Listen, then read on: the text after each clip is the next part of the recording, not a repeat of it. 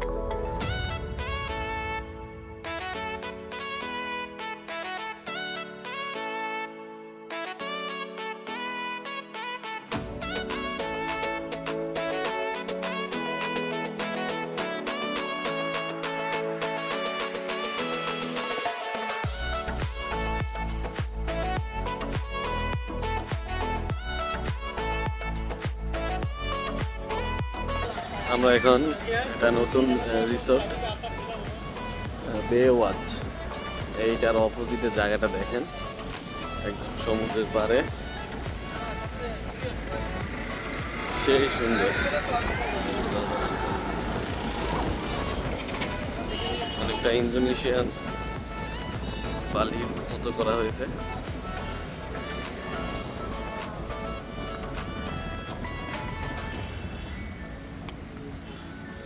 একদম মাথা নষ্ট ব্যাপার একদম।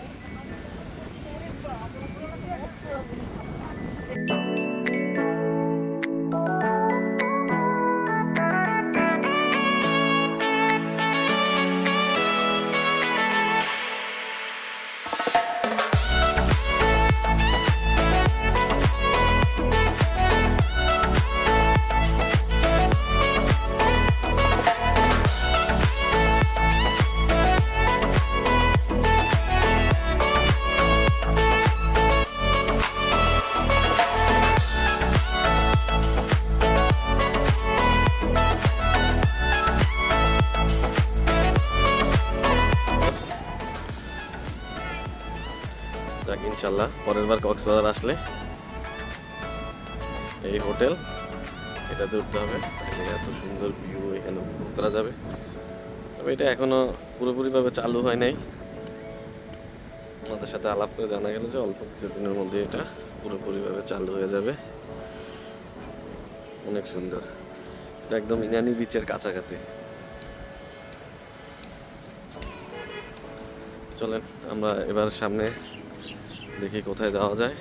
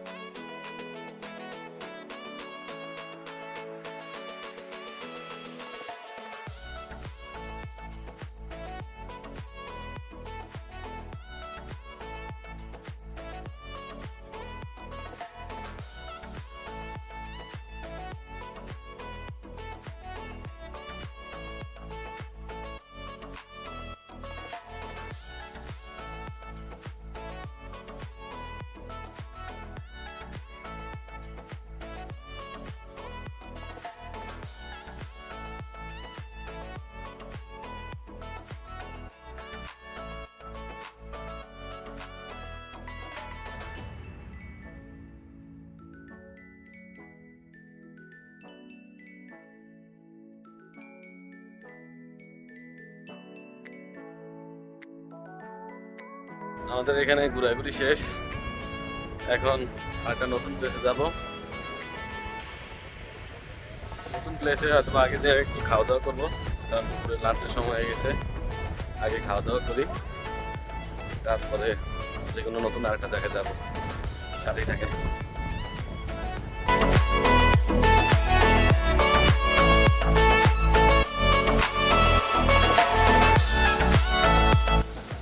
আমরা দুপুরের খাবার খাওয়ার জন্য পালেঙ্কি রেস্টুরেন্টে আসলাম। চলে ভিতরের ইয়েটা আপনাদেরকে দেখাই। এখানে বড় সময় কাঁচা আম বিক্রি করতেছে।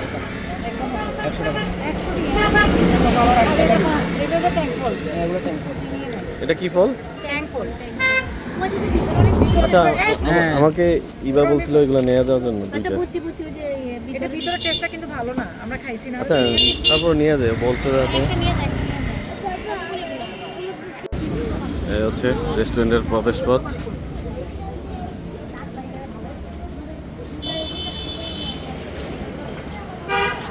এগুলো কিন্তু আর্টিফিশিয়াল না, একদম পিওর ফুল। দেখেন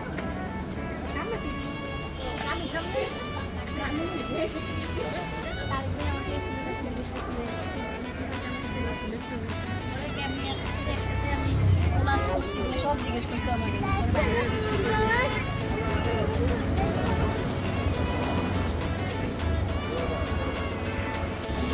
এটা যেন একদম ফুলের স্বর্গরাজ্য। দেখেন অবস্থাটা, চতুর্দিকে ফুল। এই হচ্ছে তাদের মূল রেস্টুরেন্ট।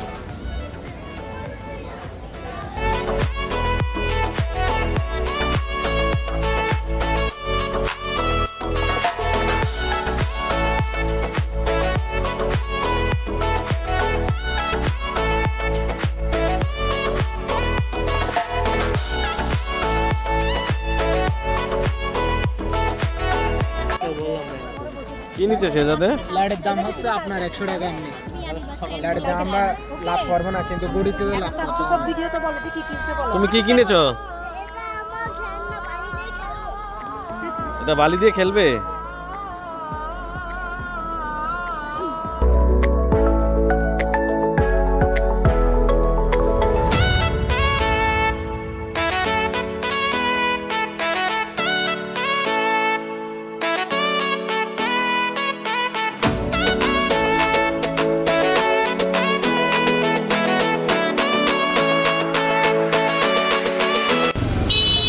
আলহামদুলিল্লাহ, কক্সবাজার ঘোরাঘুরি শেষে একবার চাঁদপুর যাওয়ার পালা।